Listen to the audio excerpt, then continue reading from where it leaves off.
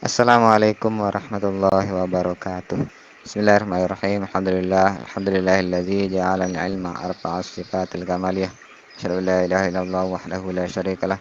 Allazi khassa man syaa'a min ibadihi bil ma'asiril hikamiyah. Wa asyhadu anna sayyidana Muhammadan abduhu wa rasuluh. Allazi khassahu Allah ta'ala bi jami'i kamalatil ubudiyyah.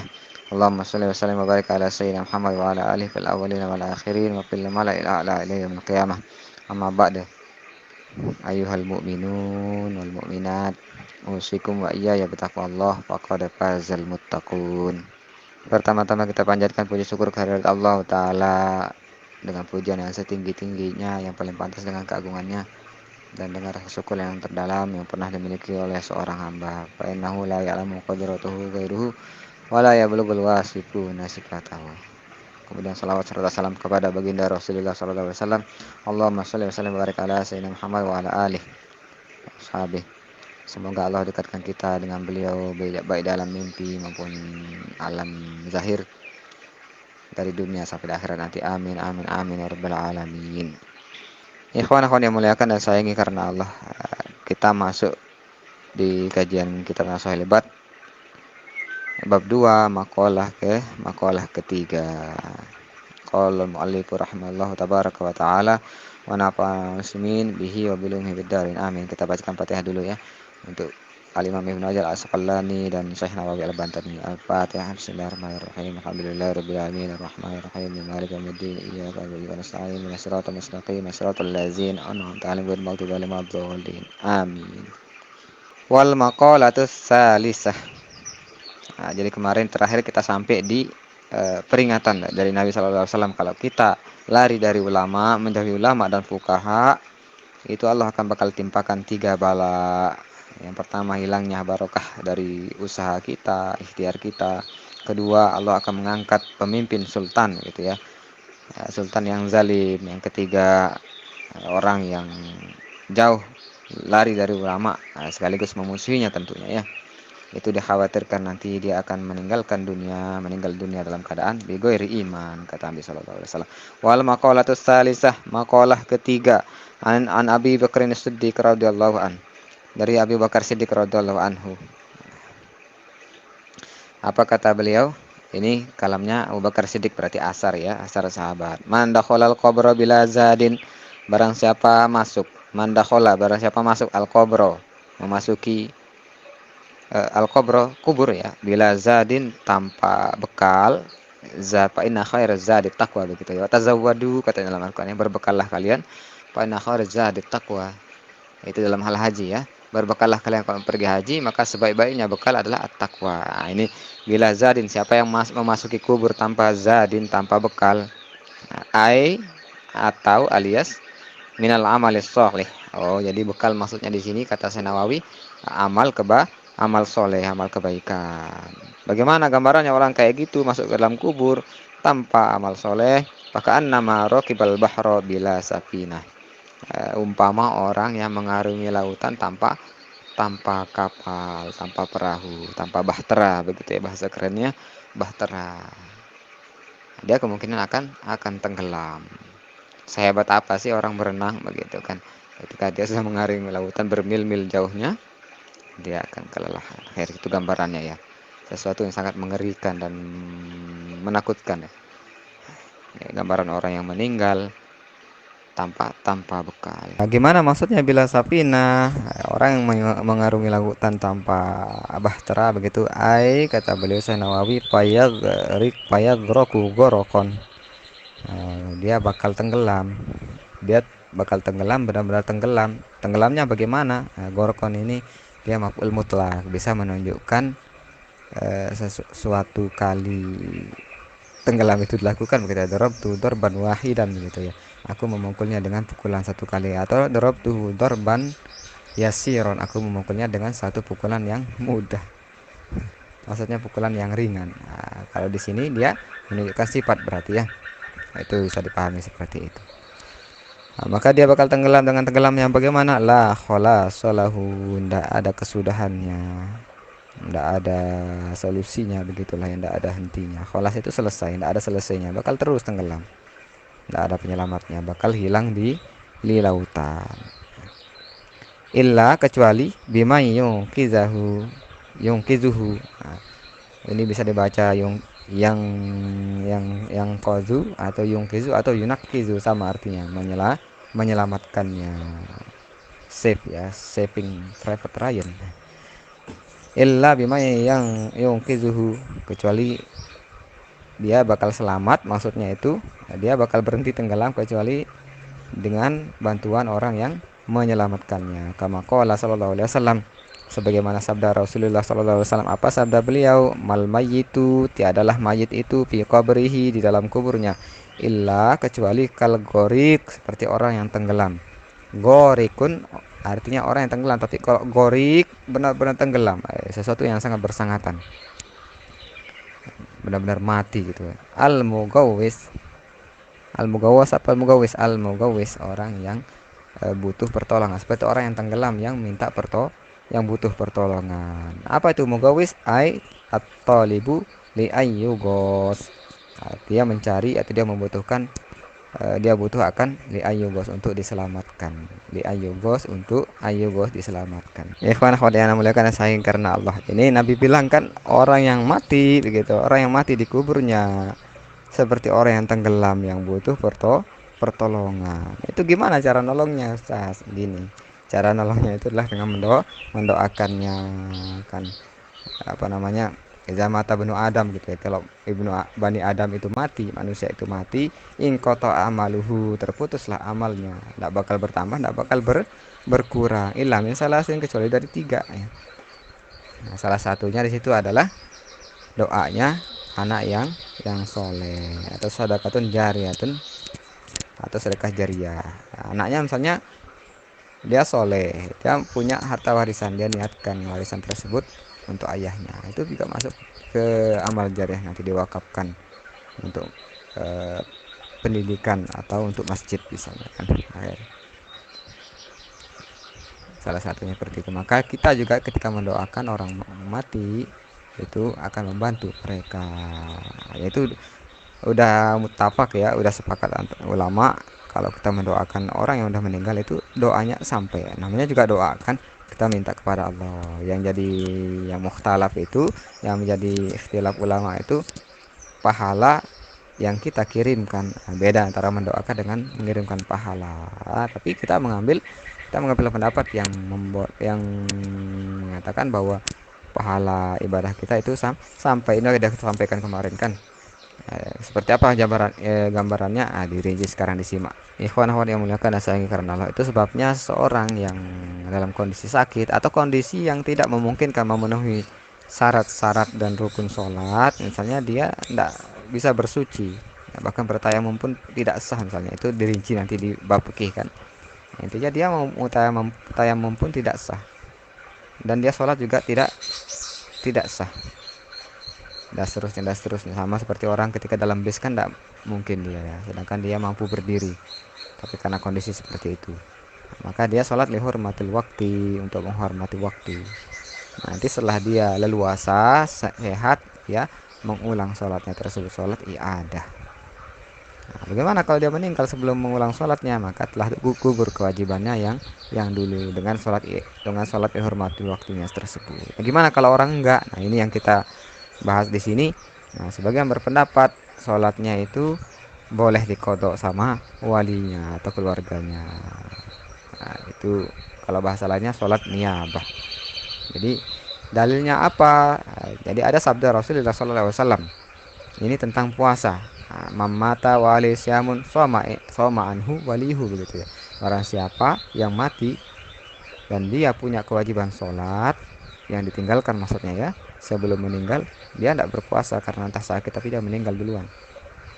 Soma anhu walihu, dia berpuasa untuknya walinya atau keluarganya, maksudnya itu hadis Bukhari di nomor 1952, dengan hadis Muslim 1147. Itu hadisnya sahih ya, udah jelas tidak diragukan, hadis muttafaq alaih. Kalau udah Bukhari dan Muslim dua-duanya meriwayatkannya, itu namanya hadis muttafaq alaih, yang disepakati, yang tidak diragukan kesahihannya. Khair. Bagaimana kalau masalah sholat? Ini kan puasa, Nabi bilang itu situ puasa. Nah, itu berpendapat para ulama. Sebagian berpendapat puasa pun sholat pun sampai pahalanya, dan itu yang akan menyelamatkan orang yang mati. Seperti kata Nabi tadi kan, dia seperti orang tenggelam butuh pertolongan, maka dengan cara itulah kita menolongnya dengan doa maupun dengan menyampaikan pahala bacaan Al-Quran dan seterusnya. Itu jadi perdebatan di sini. Lalu bagaimana dengan sholat gitu dalam kitab Fathul Mu'in ya, mamata alaihi sholatun fardin lam tuqda walam tupad anhu. Nah, jadi lam ya, barang siapa yang mati dan dia punya sholat fardu tidak diqadha untuknya dan tidak dipidyahkan untuknya. Itu pendapat yang paling kuat. Tapi kaulin dalam suatu pendapat gitu ya, innaha tuf'alu anhu. Nah, ya, dia dikerjakan, jadi orang yang sudah meninggal itu dilunasi sholatnya oleh keluarganya, sama seperti puasa. Itu pendapat yang kedua ya. Awsabiha amla, baik dia berwasiat maupun tidak. Jadi sebelum meninggal baik dia menyuruh kita menggantikan sholatnya maupun tidak, itu dilakukan, kita lakukan. Hakahul Ubadi al-Abadi, nama ulama ya, itu diceritakan oleh Abadi anis Syafi'i li khabarin fihi. Nah, itu diriwayatkan dari Imam Syafi'i. Jadi al-Abadi menceritakan pendapat Imam Syafi'i. Ada pendapat Imam Syafi'i tentang itu berdasarkan khobar. Dalam hal itu khobarnya ini maksudnya hadis ya, ada hadis yang dipegang oleh Imam Syafi'i, tapi beliau di sini tidak menyebutkan hadisnya. Ini sumbernya kitabnya apa namanya ini, kitab Fathul Mu'in ya, halaman 38. Seperti itu. Wa fa'ala bihi Subki, Imam Subki melakukan itu an ba'di aqrabihi. Dia melakukan itu Imam Subki salat untuk mengqada salat kerabatnya yang pernah ditinggalkan. Seperti itu ya. Nah, berarti ini kita ambil kalau kita melakukan salat qada untuk keluarga yang sudah meninggal, misalnya orang tua atau saudara, itu kita mengambil pendapatnya Imam As-Subki. Dan sebagian menurut pendapat siapa namanya Al-Abadi itu mengatakan bahwa Imam Syafi'i berpendapat seperti itu. Nah, jadi kita mazhab Syafi'i ada landasannya. Nah, bagaimana dengan pahala lain? Jadi memang Imam Syafi'i punya dua pendapat. Wallahu alam, mungkin dulu pernah berpendapat sebelumnya atau berubah pendapat. Wallahu alam ya. Nah, jelas ditemukan dua pendapat milik Imam Syafi'i itu sendiri. Itu penjelasan Imam Nawawi. Next. Kemudian apa sih kalau Imam Nawawi dalam mensyarahkan hadis riwayat Muslim di atas ya? Itu kan kalau Bukhari hadis ke 1952. Nah, kalau Sahih Muslim hadis ke 1147. Nanti ditelusuri di situ apa kala Imam Nawawi. Nah, kalau dilihat halamannya itu kalau mungkin ada yang butuh referensi, itu di juz 1 halaman 90. Nah, cetakan Dar Ihya Turas Beirut. Itu syarah Sahih Muslim. Apa kata Imam Nawawi? Wa ammas salat was shaum, adapun salat dan puasa, mazhab Syafi'i wa jamaahir ulama. Adapun mazhab Syafi'i dan jumhur ulama gitu ya, kebanyakan ulama, annahu la yasil sawabuhuma, tidak sampai kedua pahala keduanya ilal mayit, sampai ke mayit. Jadi tidak pahala sampai kok, tidak sampai pahala puasa, sholat dan puasa tersebut kepada mayit, kecuali yang mana izaka nasaum wajiban. Jadi khusus puasa saja, nah itu puasa wajib. Nah selain itu tidak sampai. Kalau puasa itu wajib berarti berdasarkan hadis tadi, karena zahir hadis mengatakan siapa yang meninggal dan dia punya puasa yang ditinggalkan begitu ya, maka keluarganya mengqada puasa tersebut. Tapi puasa sunnah nggak disebutkan Nabi begitu ya, bukan di situ maksudnya. Sholat pun begitu ya, tidak disebutkan sholat. Itu pendapat jumhur ulama berdasarkan tekstual hadis tersebut. Redaksinya begitu kan. Nah, tapi ada yang mengkias, yang berdasarkan kias seperti itu.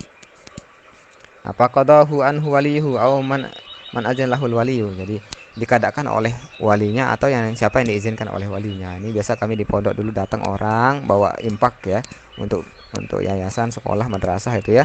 Kemudian beliau meminta kepada tuan guru supaya dikadakan sholat untuk keluarganya yang telah meninggal. Mungkin sebelum waktu dia sakit kan pernah tidak sholat gitu ya, meninggalkan sholatnya. Nah itu setelah ngaji ya, setelah ngaji kitab kami diajak sholat. Jadi banyak, sekitar 40 orang lebih ya. Itu sholat subuh, zuhur, asar, maghrib, isya berjamaah dengan meniatkan si mayit tersebut. Jadi sekali jalan itu langsung tertunaikan 40 sholat, 40 hari ya, 5 waktu sehari. Nah, seperti itu caranya kami dulu. Itu mengambil pendapat Imam Subki dan tadi sebagian mazhab Syafi'i. Fa inna fihi qaulaini lis Syafi'i. Nah, di situ sebenarnya kata beliau ada dua pendapat milik Imam Syafi'i. Imam Syafi'i itu terkenal dengan dua kaul, ada yang jadid, ada yang qadim. Wallahu alam, ini mungkin masuk di situ. Yang jelas ada dua pendapat ditemukan dalam risalah beliau, entah tulisan beliau yang mana begitu ya. Itu ditemukan dua pendapat. Gimana yang mana yang kita ikuti? Beliau kan sama-sama Imam Syafi'i yang berpendapat asharuhuma, yang paling masyhur pendapat yang dua itu katanya beliau di sini Imam Nawawi, anahu la yasihhu, dia tidak sah. Begitu pendapat beliau ya, masalah sholat tersebut. Wa asahhuhuma, dan yang paling asoh, paling sahih, inda muhaqqiqi mutaakhiri ashabi, di antara kalangan pentahqiq, di kalangan akhir ashab sahabatnya Imam Syafi'i. Muhaqqiqi ini, muhaqqiqin maksudnya orang-orang yang mentahqiq, menelisik, benar-benar mencari kebenaran tentang, memastikan kalam mana, kalam Imam Syafi'i yang mana yang paling kuat. Nah, jadi kalangan mutaakhir itu akhir-akhir kalangan akhir. Jadi Imam Syafi'i punya sahabat dan murid. Jadi kalau disebutkan ashab dalam bab, dalam kisah Imam Syafi'i itu maksudnya sahabat-sahabat beliau yang bermazhab yang sama di masa beliau hayat. Ada juga murid-muridnya. Murid-murid juga disebut sebagai ashab. Seperti Imam Muzani, murid beliau kan Imam Syafi'i. Nah, kalangan akhir dari murid Imam Syafi'i itu mengambil pendapat bahwa yang paling sahih itu adalah annahu yasihu, sah dia. Nah, ini yang kita pegang ya. Sah kita mengqadhakan sholatnya. Wasaitil masalah fi kitab Syam. Baik sholat maupun puasa itu sah, dan beliau kata Imam Nawawi nanti kujelaskan di kitab Syam di Sahih Muslim insyaallah taala.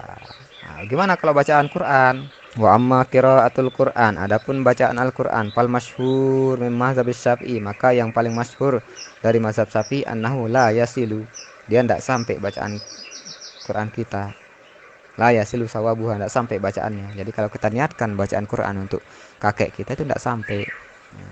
Ini terkait dengan kajian kita pada hari ini, membantu orang yang sudah meninggal yang butuh pertolongan. La yasilu sawabuha ilal mayyit.